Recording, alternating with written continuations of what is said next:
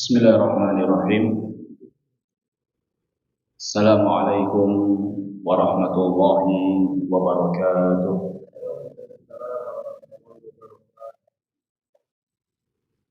Alhamdulillahi rabbil alamin.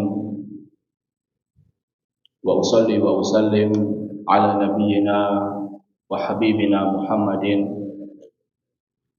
wa ala alihi wa sahbihi ajma'in. Amma ba'du. Bapak-bapak, ibu-ibu,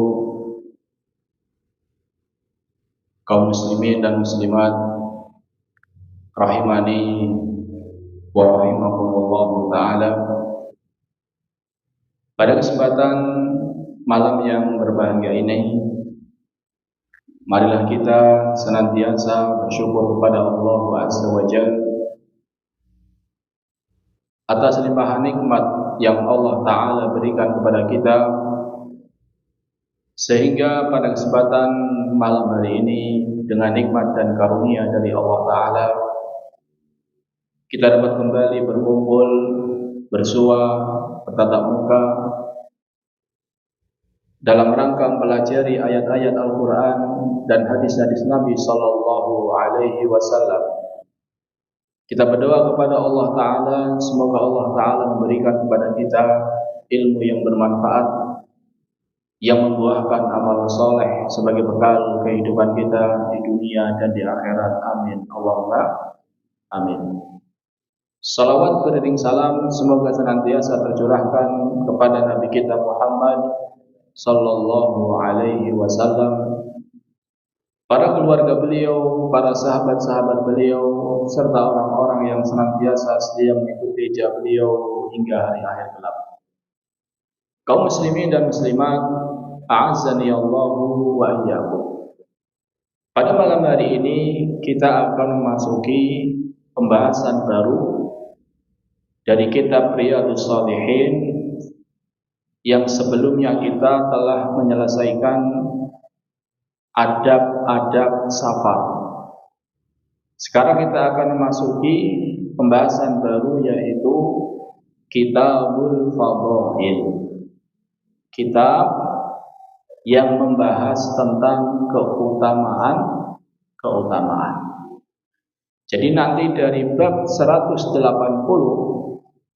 sampai beberapa bab ke depan, Al-Imam An-Nawawi rahimahullah ta'ala akan membawakan ayat-ayat dan hadis-hadis tentang fadhailul a'mal, keutamaan suatu amalan. Pada bab 180, Al-Imam An-Nawawi rahimahullah ta'ala beliau membawakan judul bab keutamaan membaca Al-Quran. Bab keutamaan membaca Al-Quran. Kaum muslimin dan muslimat rahimani wa rahimakumullah ta'ala, membaca Al-Quran sebagaimana kita ketahui bersama jamaah merupakan afdalul qurbat, sebaik-baik amalan yang dengannya seorang hamba mendekatkan diri kepada Allah Ta'ala. Dari mana kita tahu? Dari banyaknya dalil yang menunjukkan akan keutamaan Al-Quran. Dari banyaknya dalil yang menganjurkan kepada kita untuk membaca Al-Quran. Di antaranya Allah Ta'ala berfirman, "Utlu ma uhiya ilaik."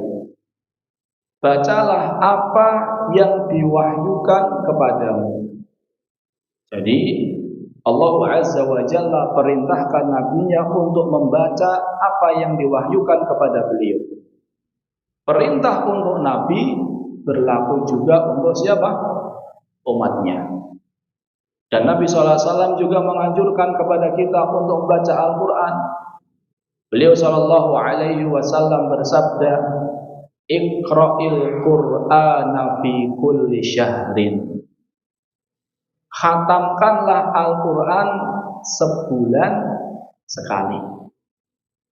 Jadi Nabi sallallahu alaihi wasallam suruh kita untuk menghatamkan Al-Quran sebulan berapa kali? Sekali.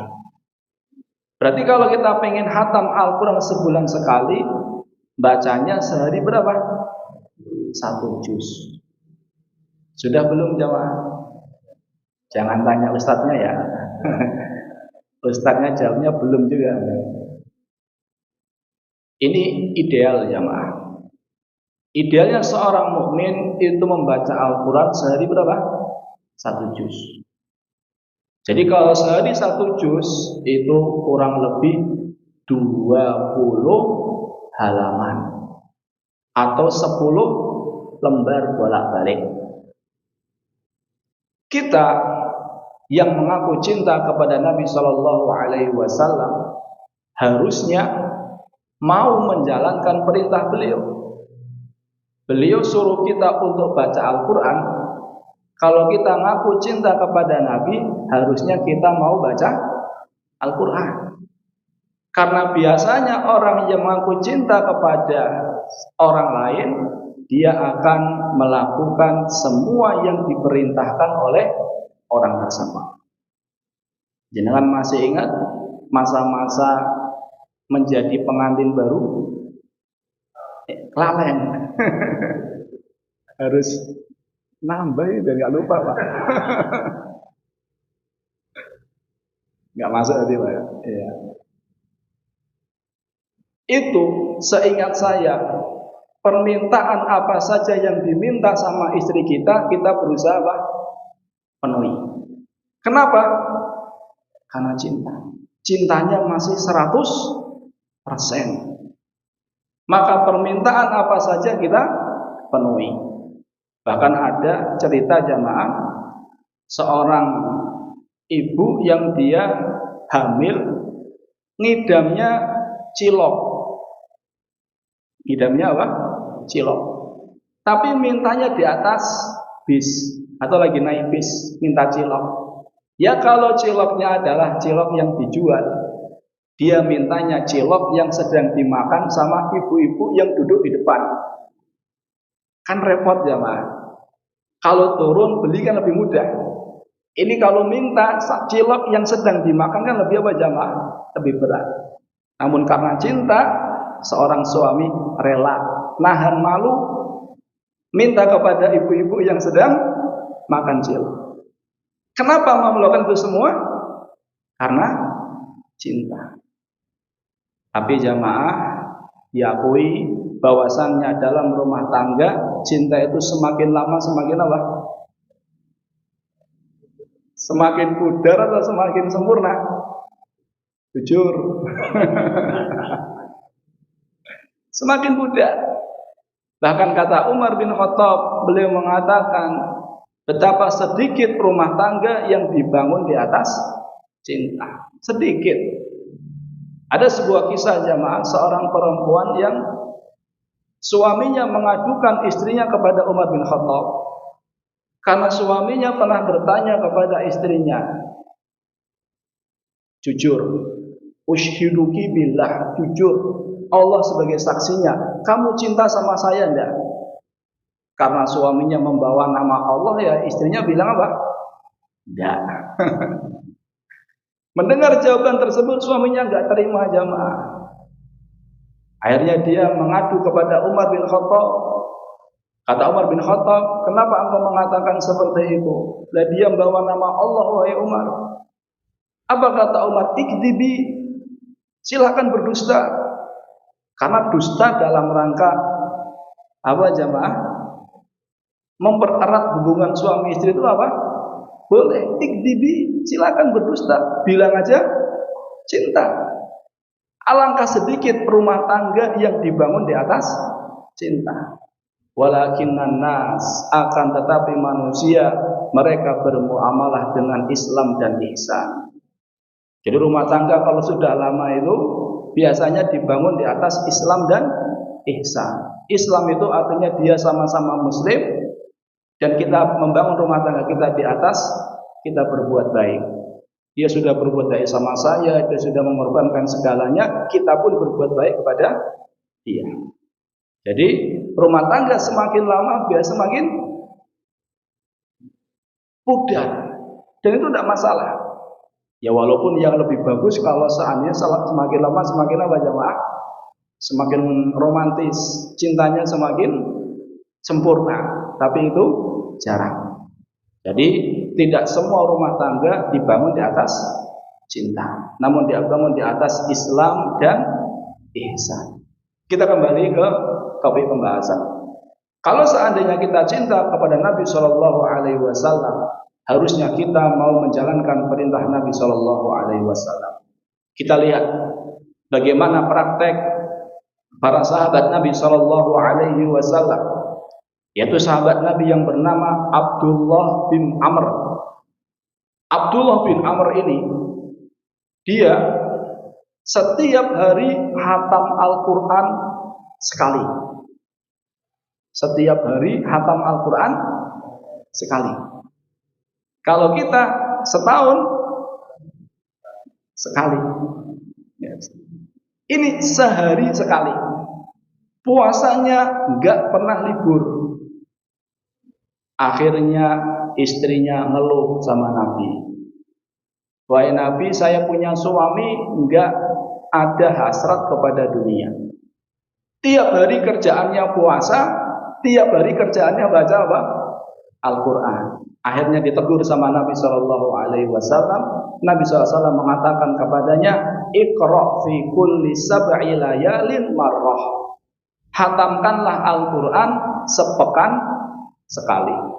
Utsman bin Affan, hari atau ya malam Jumat, ketika paginya beliau terbunuh, di malam harinya beliau menghatamkan Al-Quran. Jadi para sahabat Nabi SAW jamaah adalah orang yang sangat rajin membaca Al-Quran. Bukan hanya rajin membaca Al-Quran, mereka juga mengamalkan isi Al-Quran. Sabit bin Qais, beliau adalah sahabat Nabi yang ketika membaca Al-Quran dia nangis. Ketika dia baca firman Allah Ta'ala, Ya ayyuhalladzina amanu la tarfa'u aswatakum fawqa sautin nabi. Wahai orang-orang yang beriman, jangan kalian angkat suara kalian di atas suara Nabi. Wala tajhar lahu bil qaul. Jangan keraskan suaramu kajahri ba'dikum li ba'din. Sebagaimana kalian berbicara satu sama lain di antara kalian, antahbata a'malukum wa antum la tashkurun. Ditakutkan amalan kalian akan terhapus sedangkan kalian tidak merasa. Mendengar ayat itu jamaah, atau ketika dia membaca ayat itu, dia enggak berani keluar rumah. Di rumah terus. Kenapa dia di rumah terus? Karena dia takut kalau seandainya ayat ini turun gara-gara dia. Jadi Sabit bin Qais ini jamaah adalah orang yang Allah Ta'ala berikan suara yang apa? Keras. Jadi emang ada orang-orang yang Masya Allah suaranya itu apa jamaah? Keras. Gak bisa ngomong lirih. Saya dulu di pondok punya teman orang Lombok gak bisa ngomong lirih jamaah. Jadi kalau setor hadis itu gubur-gubur. Jadi gurunya bilang, antum sopan, suaranya pelan. Anak dari dulu seperti ini Ustaz, gak bisa pelan. Jadi ada orang seperti itu jamaah. Dan itu bagus kalau khutbah Jumat, insya Allah tidak ada yang ngantuk jamaah. Nah, Sabit bin Qais di rumah terus, nggak keluar rumah. Akhirnya Nabi SAW bertanya, mana Sabit bin Qais? Kemudian ada sahabat Nabi yang mencarinya. Ternyata Sabit di rumah sedang apa? Nangis. Kenapa nangis? Dia takut kalau seandainya ayat tadi turun karena siapa? Sabit. Kemudian Nabi Shallallahu Alaihi Wasallam mengatakan kepadanya, Innaka lasta min ahlin nar, walakin min ahlil jannah. Masya Allah. Sesungguhnya engkau wahai Sabit bukan termasuk penduduk neraka, tapi engkau adalah penduduk surga. Jadi di antara sahabat Nabi yang dapat jaminan surga adalah Sabit bin Qais. Jadi jamaah ketika membaca Al-Quran itu yang dia takutkan atau dia arahkan perintah Al-Quran, larangan Al-Quran kepada siapa? Dirinya sendiri. Ketika ada perintah, saya sudah bisa melakukan belum? Ketika ada larangan, saya sudah meninggalkan atau Belum. Jadi bukan diarahkan kepada siapa? Orang lain, tapi diarahkan kepada diri sendiri. Jadi para sahabat Nabi SAW jamaah adalah orang yang rajin baca Al-Quran dan rajin mentadaburi Al-Quran serta rajin mengamalkan Al-Quran.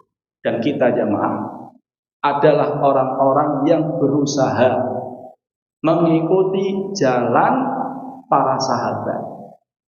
Kita adalah orang-orang yang berusaha mengikuti cara beragamanya para sahabat. Lain kebiasaan para sahabat Nabi SAW membaca Al-Quran, mentadaburi Al-Quran, mengamalkan isi Al-Quran. Maka kita yang mengaku berusaha mengikuti sahabat Nabi SAW harusnya menjadi orang yang di barisan terdepan belajar Al-Quran. Di sini kayaknya ada tahsin jamaah ya. Hari apa Pak? Kemarin. Ramai enggak Pak? Ramai, Masya Allah. Berarti ini salafis sejati ini jamaah. Jadi pengikut sahabat Nabi yang sejati insya Allah. Ya, ini mukadimah dari saya. Sekarang kita masuki bab 180. Keutamaan-keutamaan membaca Al-Quran.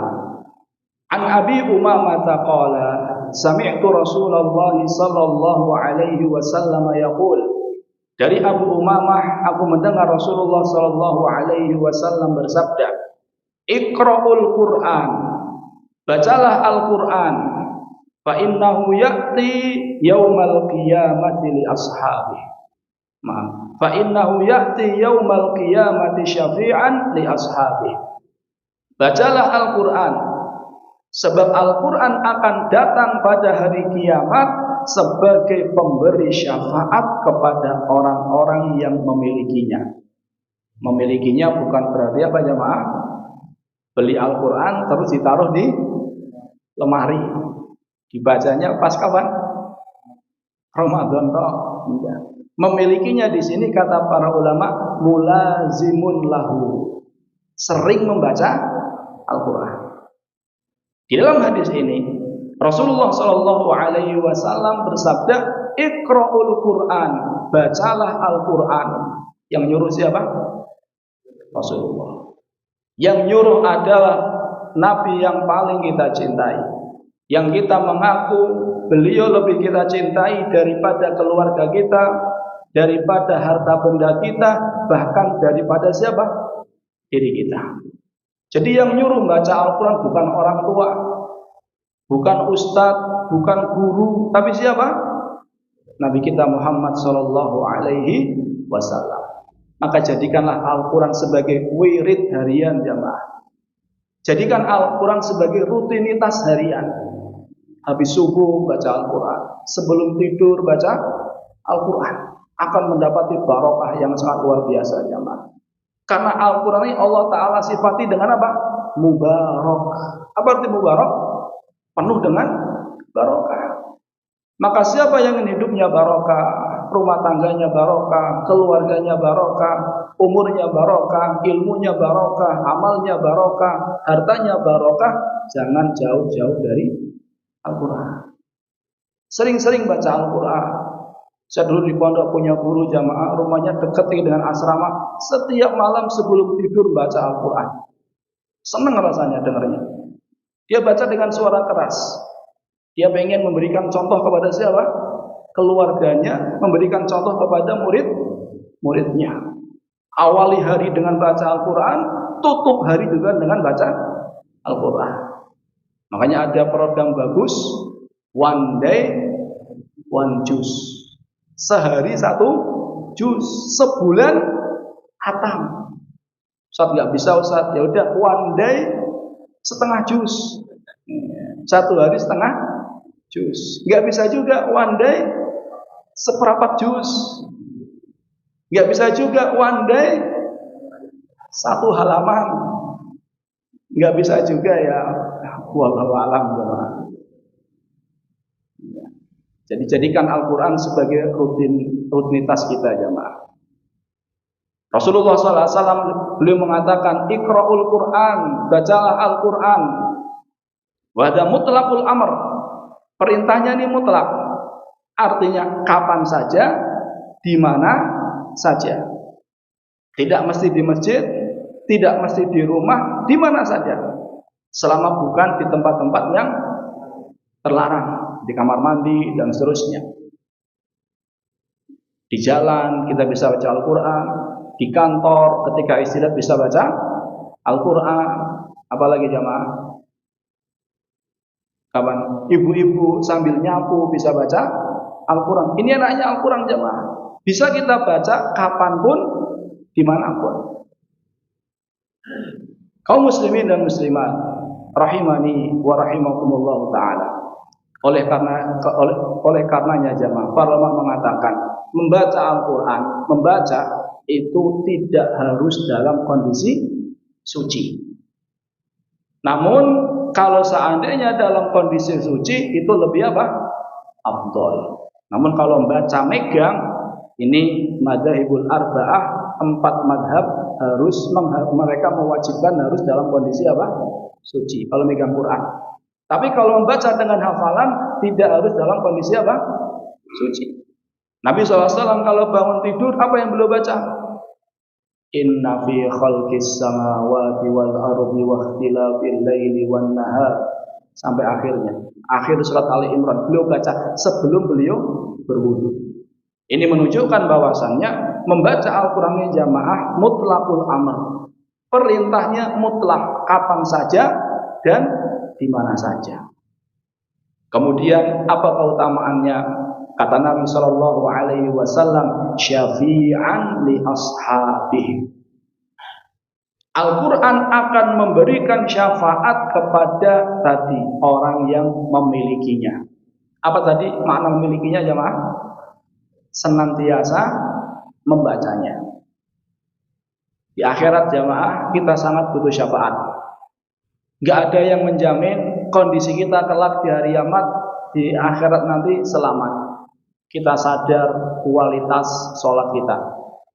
Kita sadar kualitas puasa kita. Kita sadar kualitas akhlak kita.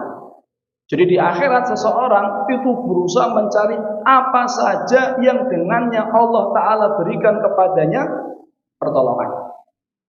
Seseorang sangat berharap apa saja yang bisa menjadi syafaat bagi dia.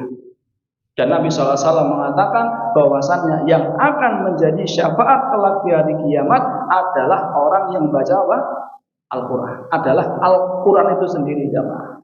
Ada nggak di dunia ini buku bacaan yang kalau dibaca akan memberikan syafaat selain Al-Quran? Ada nggak jamaah? Tidak ada. Hadis kalau secara asal tidak ada dalilnya hadis akan datang memberikan syafaat. Namun ada keutamaan lain tentunya. Jadi satu-satunya kitab yang kalau kita baca akan memberikan syafaat adalah apa? Al-Quran. Banyak di antara kaum muslimin yang bisa menghatamkan novel berjilid-jilid, membaca Al-Quran satu halaman apa? Ngantuk. Rasulullah SAW bersabda dalam hadis, beliau sallallahu alaihi wasallam bersabda jamaah, as-siyamu wal Qur'anu yashfa'ani lil 'abdi yaumal qiyamah. Puasa dan Al-Qur'an akan berikan syafaat kepada seorang hamba kelak di hari kiamat. Puasa akan mengatakan, ya Allah, dulu saya menahan dia dari makan, minum, menuruti hawa nafsunya. Al-Qur'an mengatakan, ay rabbi mana'tuhu nauma bil lail. Saya menghalangi dia dari tidur malam. Artinya jatah tidur malamnya apa? Berkurang. Dari sini para ulama mengatakan baca Al-Quran yang paling afdol itu kapan? Malam. Saya dulu menghalangi dia dari tidur malam, wahai Allah. Fasyafi'ni fi, izinkan saya untuk berikan syafaat kepadanya. Maka fayashfa'an, keduanya diizinkan oleh Allah Ta'ala untuk memberikan syafaat. Jadi kita tuh di akhirat jamaah sangat butuh akan siapa yang bisa menolong kita. Akan sangat butuh dengan yang namanya syafaat. Dan di antara yang akan bisa memberikan syafaat adalah Al-Quran. Bagaimana caranya? Tadi belajar. Yang belum bisa belajar. Walaupun dari Iqra 1 kaf domahku dal domah du, tak domah tu, rok domah ru, apa? Udu turu. Enggak apa-apa. Setelah belajar sudah bisa rajin baca Al-Qur'an. Kalau sudah bisa baca Al-Qur'an, mulai ningkat, belajar memahami isi Al-Qur'an. Tapi harus di bawah bimbingan siapa? Para ulama. Karena satu ayat dengan ayat yang lain itu saling menafsirkan.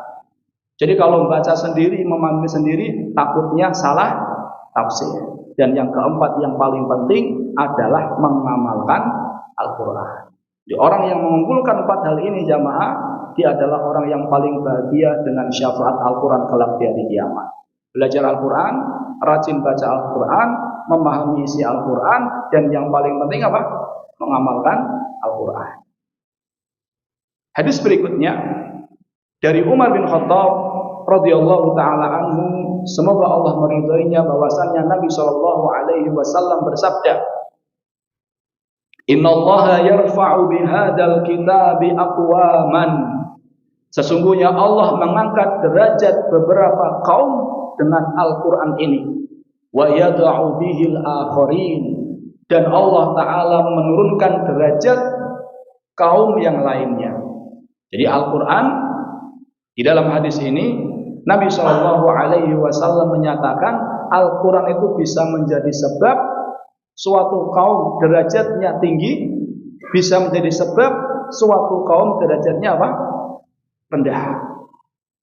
Orang yang punya perhatian dengan Al-Quran jamaah, Allah Ta'ala akan tinggikan derajatnya. Orang yang tidak punya perhatian dengan Al-Quran, baca tidak mau, belajar tidak mau, dan sangat menyedihkan jamaah. Di Indonesia ini banyak anak-anak umur 50 tahun belum bisa baca Al-Quran.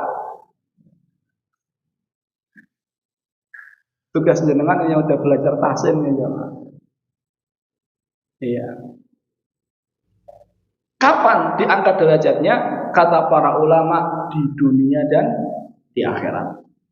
Orang yang punya perhatian dengan Al-Quran jamaah, derajatnya tinggi di dunia, derajatnya tinggi di mana? Di akhirat. Di dunia disebutkan dalam sebuah hadis dalam Sahih Muslim dari Nafi' ibn Abdul Haris. Dia adalah pembantunya Umar bin Khattab. Nafi' pembantunya Umar bin Khattab. Nafi' pembantunya Umar bin Khattab, maksudnya gubernur Umar bin Khattab untuk kota Mekah. Umar bin Khattab, beliau ingin haji ke Mekah dari Madinah. Sebelum sampai ke Mekah, Umar bin Khattab memerintahkan Nafi' untuk menemuinya di daerah yang bernama Usfan, di daerah Usfan. Akhirnya Nafi' pun meninggalkan Mekah, menemui Umar bin Khattab di mana tadi? Di Usfan. Sesampai di Usfan, Umar bertanya, "Man istakhlafta ala ahlil wadi?" Siapa yang engkau tugaskan untuk menjadi gubernur sementara di kota Mekah? Karena siapa tadi? Nafi' meninggalkan Mekah, harusnya di Mekah ada yang ngurus. Siapa? Kata Nafi', Ibnu Abza. Yang saya tugaskan adalah Ibnu Abza. Dan Ibnu Abza ini enggak dikenal. Kata Umar, "Man Ibnu Abza?" Siapa Ibnu Abza? Maula bin mawalina. Dia adalah budak dari budak-budak kami. Umar kaget. Kamu jadikan gubernur sementara seorang budak? Iya. Iya wahai Umar. Kenapa? Kata dia, innahu qari'un li kitabillah. Karena dia adalah orang yang pandai membaca Al-Quran. Jadi kalau zaman sahabat, zaman ulama-ulama zaman dahulu jamaah, kalau dikatakan qari'un li kitabillah, pandai baca Al-Quran, itu bukan hanya pandai bacanya tok, tapi juga faham apanya? Isinya. Innahu qari'un li kitabillah. Dia adalah orang yang pandai membaca Al-Quran. Alimun bil faraid, pandai dalam ilmu waris. Karena ilmu waris itu agak jelimet. Jadi siapa yang paham ilmu waris, insya Allah bab-bab yang lain lebih paham. Kemudian mendengar jawaban tersebut, Umar mengatakan, Rasul kalian telah benar. Sesungguhnya beliau bersabda, Innallaha yarfa'u bihadal kitabi aqwaman. Allah mengangkat derajat suatu kaum dengan Al-Quran ini suatu kaum. Dan di antara yang Allah Ta'ala angkat derajatnya, siapa di sini? Ibnu Abza. Padahal beliau seorang apa? Budak. Ini di dunia. Di dunia orang yang baca Al-Quran, ikhlas karena Allah, otomatis dia akan ditinggikan derajatnya. Ketika ada sholat, dia yang akan diperintahkan untuk menjadi imam. Karena kata Nabi, ya ummukum aqra'ukum li kitabillah. Yang menjadi imam di antara kalian adalah orang yang paling pandai membaca Al-Quran. Nabi SAW ketika perang Uhud banyak yang meninggal dunia. Nabi SAW menyatukan dalam satu kubur beberapa sahabat. Siapa yang didahulukan? Yang paling pandai, yang paling banyak mengambil Al-Quran. Setiap kali mau dimasukkan, Nabi mengatakan, siapa di antara mereka yang paling banyak hafalan Al-Qurannya? Fulan, nanti dia di mana kan? Didahulukan. Ini dunia jamaah. Sedangkan di akhirat, Allah Ta'ala akan tinggikan derajat orang yang baca Al-Quran di surga. Rasulullah Sallallahu Alaihi Wasallam bersabda, yuqalu li sahibil Quran, akan dikatakan kepada orang yang rajin membaca Al-Quran, Iqra wartaqi. Bacalah Al-Quran dan terus naik derajatmu di surga. Fa inna manzilataka inda akhiri ayatin taqra'uha. Karena kedudukanmu di surga sesuai dengan akhir ayat yang kamu baca.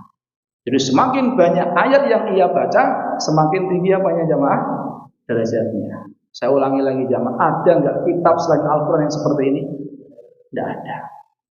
Lau tahurat qulubuna ma syabi'at min kalami rabbina, kata Utsman bin Affan. Sekiranya hati kita ini bersih, kita tidak akan pernah kenyang dari membaca Al-Quran.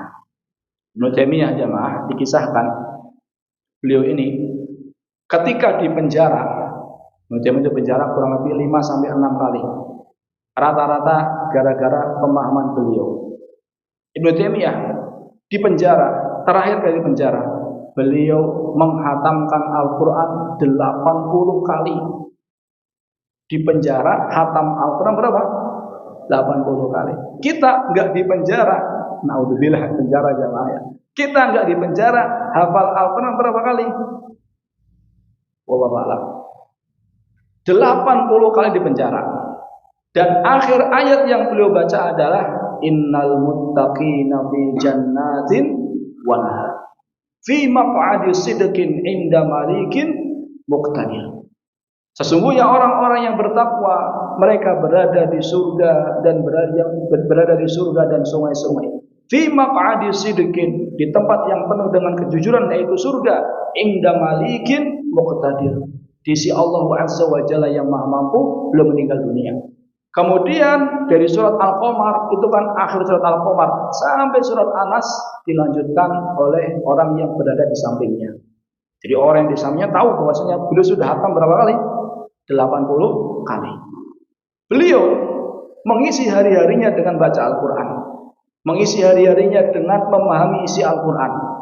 Ketika beliau berdebat terkait masalah Al-Quran, beliau mengatakan, saya beri kamu waktu sekian hari, datangkan satu tafsir dari ulama salaf saja yang berpendapat seperti pendapatmu. Sesungguhnya saya sudah membaca 60 kitab tafsir. Tidak ada yang mengatakan seperti itu. Di satu ayat belum bacanya sampai berapa? 60 kitab tafsir. Bersama dengan itu jamaah, di akhir hayat beliau pernah mengatakan, nadim itu, saya nyesel. Kenapa nyesel? Saya nyesel karena saya banyak menghabiskan waktuku selain membaca Al-Quran, selain memahami isi Al-Quran. Padahal jamaah, satu ayat aja membacanya berapa tafsir?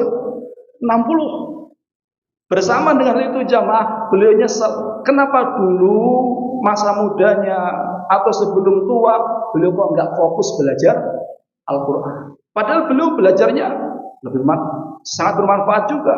Belum mendalami akidah, mendalami fikih dan seterusnya. Bersama dengan itu jamaah beliau nyesel.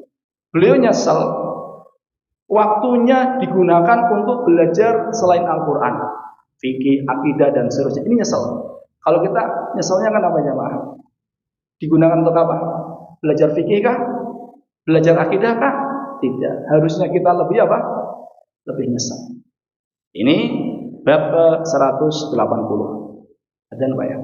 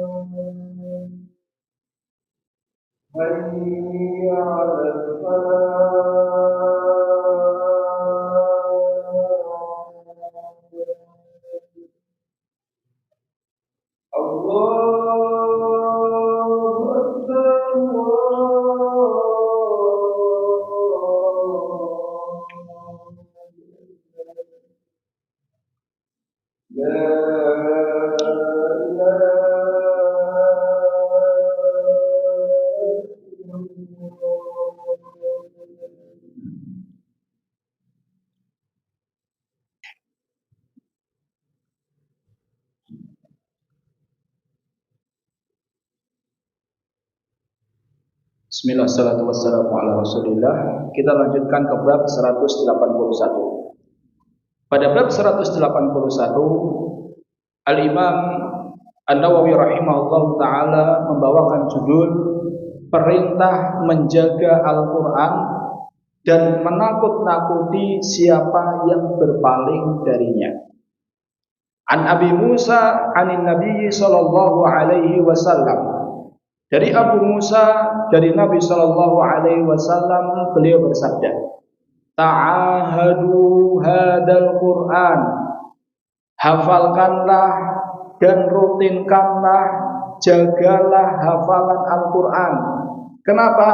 Fawalladhi nafsu Muhammadin biyadih, demi zat yang jiwa Muhammad berada di tangannya, artinya demi Allah.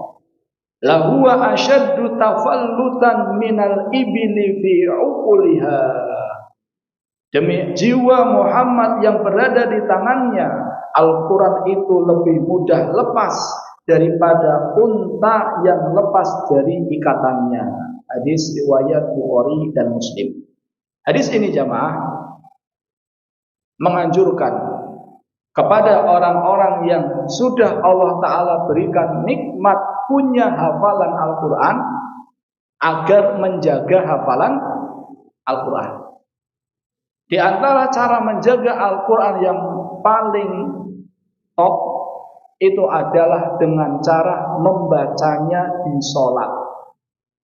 Saya dulu punya teman jamaah, dia bercerita, dia punya guru yang kalau jadi imam nggak pernah salah. Saya juga Ustaz. Iya, bacanya Anas terus. Enggak. Saya punya guru, kalau jadi imam nggak pernah salah. Padahal dia jadi imam itu jamaah, dia urutkan dari Al-Fatihah nanti sampai Anas. Nah, setelah Anas ke Al-Fatihah lah. Ditanya, kok bisa sekuat itu hafalan kamu? Dia mengatakan, saya murojaah Al-Quran di dalam sholat. Artinya dia murojaah dulu, nanti kalau sudah punya mungkin seperempat juz, dia gunakan untuk apa? Sholat sunnah dia, sholat rawatib, sholat tahajud dan seterusnya. Hafalannya menjadi jamaah, jadi kuat. Dan anjuran untuk menjaga hafalan Al-Quran ini jamaah otomatis menganjurkan kepada kita untuk sering baca Al-Quran. Pertanyaannya, lebih susah menghafal atau menjaga? Jauh menjaga jamaah. Tanyakan kepada yang sudah hafal 30 juz, kira-kira sisanya berapa? Di sini ada 30 juz. Ada jemaah? Insyaallah tawadhu semua ini. Atau pertanyaan dirubah. Ada yang juz 30? 15 juz masih ingat? Top. 10 juz? Top. 5 juz saja top. Kenapa? Memang karena kata Nabi, hafalan Al-Quran itu cepat apa? Hilang. Lebih cepat lepasnya daripada onta yang ketika diikat. Onta itu pintar melepaskan diri dari ikatan jamaah. Bersama dengan hal itu, dia masih kalah dengan pinternya hafalan Al-Quran melepaskan diri dari orang yang sudah pernah menghafalnya. Dan di sini Nabi Shallallahu Alaihi Wasallam jamaah, beliau membuat perumpamaan. Dan beliau Shallallahu Alaihi Wasallam itu sering membuat perumpamaan. Beliau Shallallahu Alaihi Wasallam pernah membuat perumpamaan, "Matsalul mu'minil ladzi yaqra'ul Qur'an, matsalul utrujah." Perumpamaan seorang mukmin yang membaca Al-Quran itu seperti utrujah. Apa itu utrujah? Rihuha thayyib wa ta'muha thayyib. Aromanya wangi, rasanya pun enak. Kira-kira apa jemaah? Kira-kira apa? Durian. Tidak tahu ini buah di zaman itu jemaah. Wa matsalul mu'min alladzi la yaqra'ul Qur'an. Perumpamaan seorang mukmin tapi enggak baca Al-Qur'an. Enggak baca di sini artinya jarang, jemaah ya. Kalau enggak baca ya enggak mungkin, karena di salat dia pasti apa? Baca. Perumpamaan seorang mukmin yang jarang membaca Al-Qur'an kamatsalit tamroh, seperti kurma. La rihalaha wa ta'muha hulwun. Enggak punya aroma tapi rasanya enak. Ini seorang mukmin yang tidak membaca Al-Qur'an. Wa matsalul munafiqil ladzi yaqra'ul Qur'ana kamatsalir raihanah. Perumpamaan orang munafik yang membaca Al-Qur'an. Jadi ternyata ada pembaca Al-Qur'an yang sejatinya dia adalah siapa jamaah? Munafik. Waliyadzubillah. Rihuha thayyib wa ta'muha mur. Aromanya wangi tapi rasanya pahit. Apa jamaahnya? Di sini ya diterjemahkannya utrut apa? Raihanah juga. Apa kita artikan mawar jamaahnya? Pokoknya tumbuhan yang aromanya wangi tapi enggak bisa dimakan. Ini orang munafik. Kelihatannya masya Allah, tapi sejatinya apa? Enggak enak, pahit. Wa matsalul munafiqil ladzi la yaqra'ul Qur'an kamatsalil hamdalah. Perumpamaan orang munafik yang tidak baca Al-Qur'an itu seperti hamdalah. Apa itu hamdalah? Laisa laha rih wa ta'muha mur. Tumbuhan yang aromanya tidak ada, rasanya juga pahit. Jadi rasanya pahit ya, mur. Ya. Jadi di dalam hadis ini Nabi Shallallahu Alaihi Wasallam membuat perumpamaan bacaan Al-Quran dengan apa jamaah? Onta yang cepat lepas dari ikatannya. Dan beliau Shallallahu Alaihi Wasallam untuk menegaskan akan betapa cepatnya lepas, akan betapa cepatnya lepas hafalan Al-Quran, beliau mengawalnya dengan apa? Sumpah. Apa sumpah beliau? Walladzi nafsu Muhammadin biyadihi. Demi zat yang jiwa Muhammad di tangannya. Siapa? Allah. Dan seseorang tidak boleh bersumpah kecuali dengan nama Allah atau sifatnya. Jadi boleh bersumpah dengan nama Allah atau dengan sifat Allah. Enggak boleh bersumpah dengan makhluk. Boleh enggak bersumpah dengan Nabi Muhammad? Enggak boleh. Ada sebagian negara jamaah yang penduduknya muslim tapi terbiasa bersumpah dengan nama Nabi Muhammad. Jadi kalau bersumpah wan Nabi, demi Nabi. Pernah dinasihati sama seseorang, enggak boleh bersumpah dengan nama selain Nabi Muhammad, selain nama Allah enggak boleh. Disampaikan dalilnya, dia terima. Setelah dia terima, dia ingin menegaskan bahwasanya dia tidak akan lagi bersumpah kecuali dengan nama selain Allah. Dia mengatakan, wan Nabi, demi Nabi, saya tidak akan bersumpah kecuali dengan nama Allah. Kenapa yang keluar wan Nabi jamaah? Karena sudah kebiasaan. Jadi untuk menegaskan tekadnya saja sampai yang keluar apa jamaah? Wan Nabi. Ini menunjukkan kebiasaan itu susah untuk dirubah. Sekarang kita masuki bab 182. Pada bab 182, Al-Imam An-Nawawi rahimahullahu ta'ala membawakan judul sunnahnya memperbagus suara dalam membaca Al-Quran. Jadi jenengan jamaah, kalau membaca Al-Quran, keluarkan suara terbagus jenengan. Tapi jangan terlalu dipaksakan. Nanti pengennya seperti Syekh Sudes, jadinya malah sadis. Pengennya seperti Syekh Shuraim, jadinya malah serem. Jadi apa ya? Semaksimal mungkin. Karena Allah Azza wa Jalla dia melakukan hal itu karena menjalankan perintah Nabi Shallallahu Alaihi Wasallam. Dia berusaha agar suaranya itu apa? Bagus. Dan insya Allah jamaah, semua orang itu punya ciri khas suara tersendiri. Ada orang yang mungkin nafasnya pendek, ya silakan sering dengerin syekh yang apa jamaah bacaannya itu tidak terlalu apa? Panjang-panjang. Allah berikan dia suaranya nafasnya panjang. Cari syekh-syekh yang bacaannya panjang-panjang. Jadi kita bisa memilih jamaah. Mana dalilnya? Rasulullah SAW bersabda, An Abi Hurairah radhiyallahu taala anhu. Dari Abu Hurairah, semoga Allah taala meridainya. Kita sering dengar nama Abu Hurairah. Kenapa?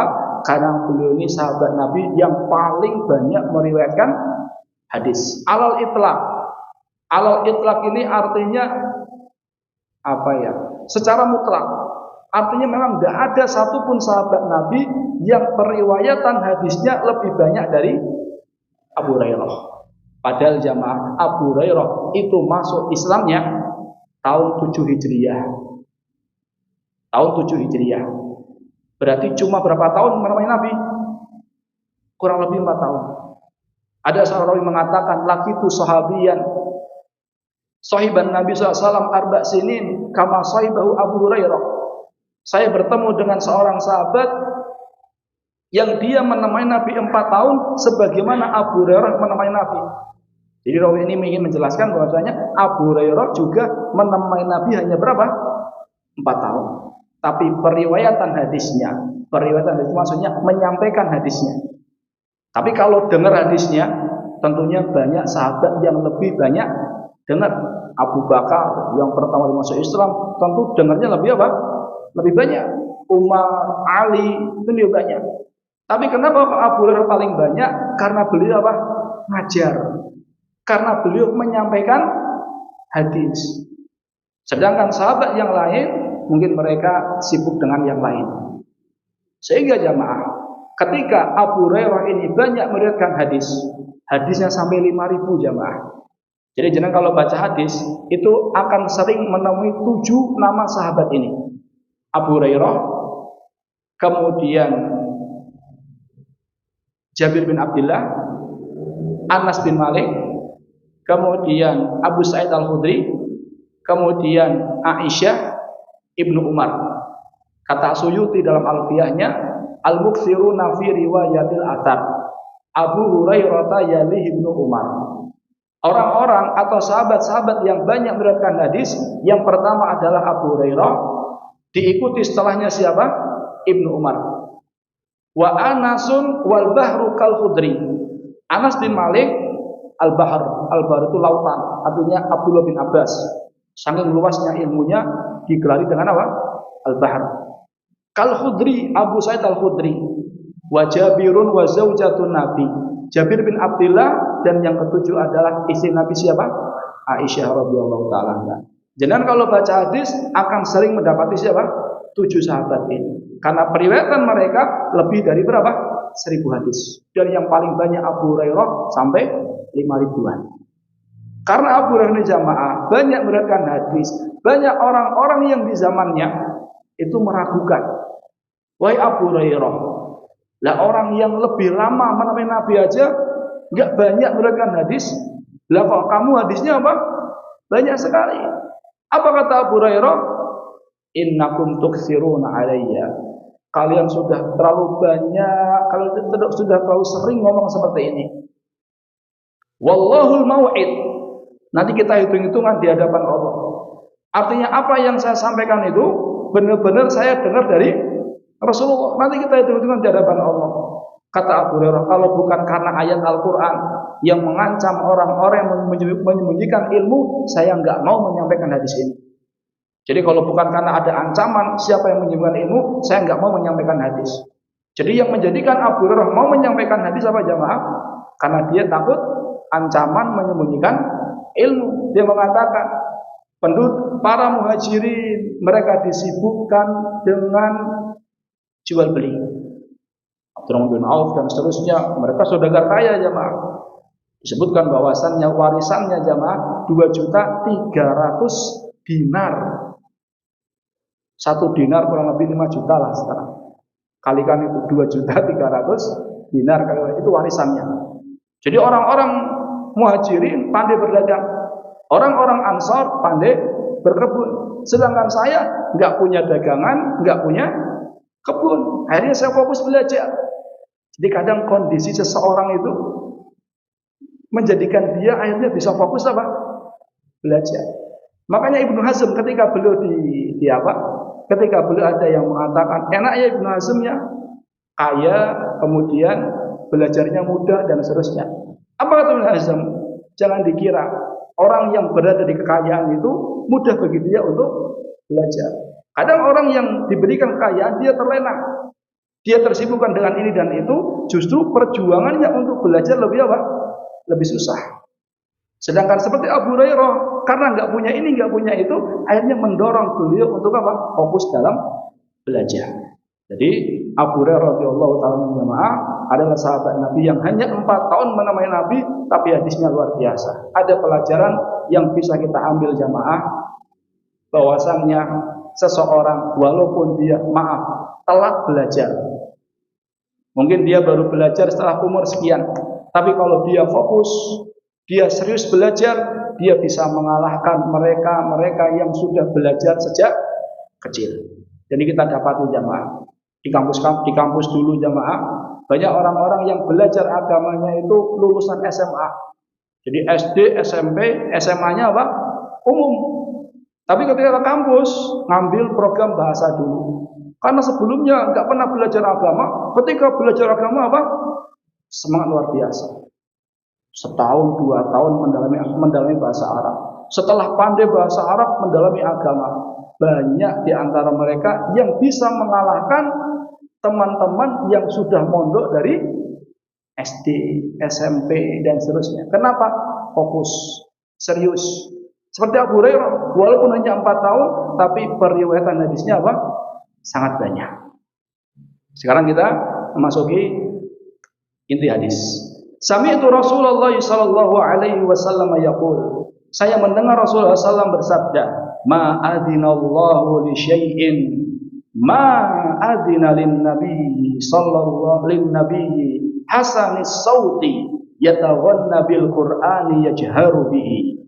Kata Nabi SAW, Allah tidak pernah mendengarkan sesuatu seperti mendengarkan Nabi yang indah suaranya melantunkan Al-Quran dan mengeraskannya. Artinya Allah Ta'ala tidak mendengarkan dengan seksama, dengan sangat serius, kecuali mendengarkan suara seorang Nabi yang suaranya apa? Bagus. Jadi Nabi SAW, Allah Ta'ala itu senang dengan seseorang Nabi yang suaranya apa? Bagus. Maka dari hadis ini jamaah dan hadis yang lain belum buahkan banyak hadis, para ulama mengatakan ijma hukumnya.